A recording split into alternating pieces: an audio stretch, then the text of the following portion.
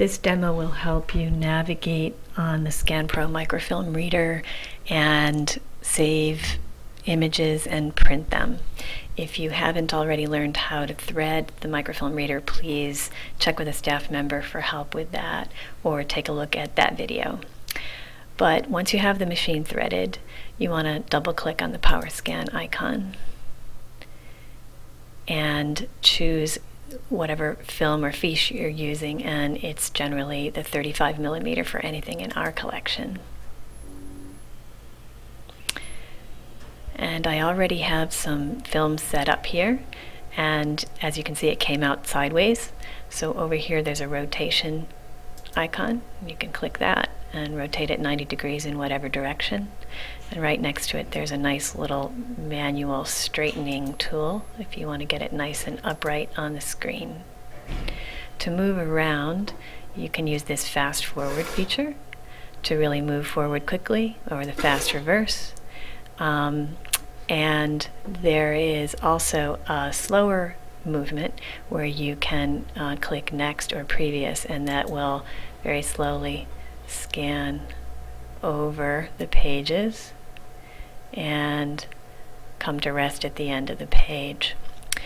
You'll notice that there's this green box that's always active, and we're going to use that in a minute to select and print.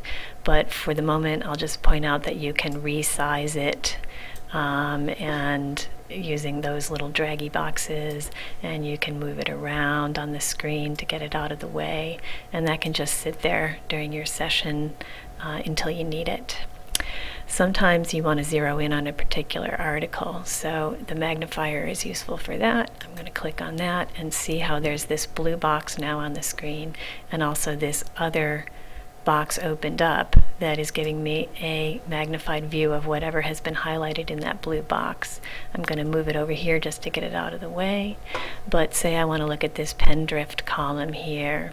What I do is, rather than dragging this box itself the way I did with the green, I'm going to manipulate it over here so I can zoom out a little bit if I want to get a little bit more of it in the screen, but I can also make this box bigger so that I can see the whole thing and read it. So if I want to read the pen drift column, famous column from the old Reformer, I can zoom in there and see it.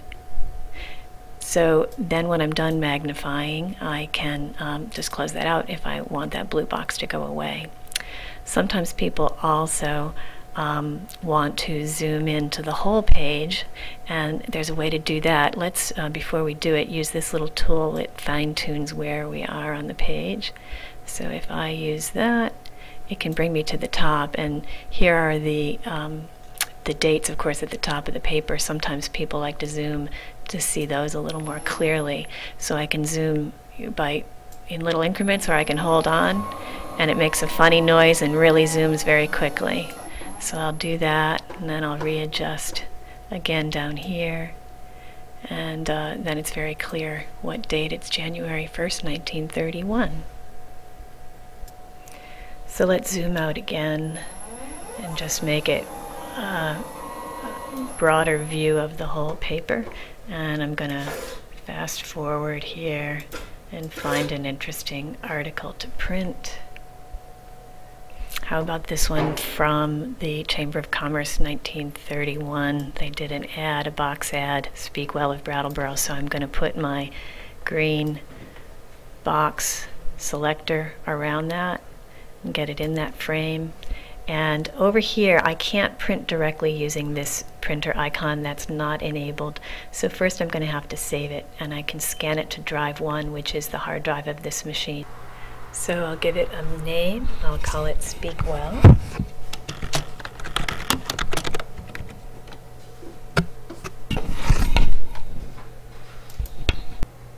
So then let's minimize this screen, and we'll look at my scans here. And there is our document, Speak Well.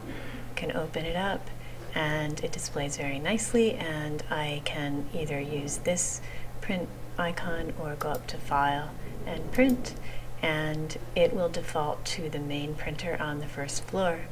And if I click Print here, it'll print out beautifully for me, and that's the end.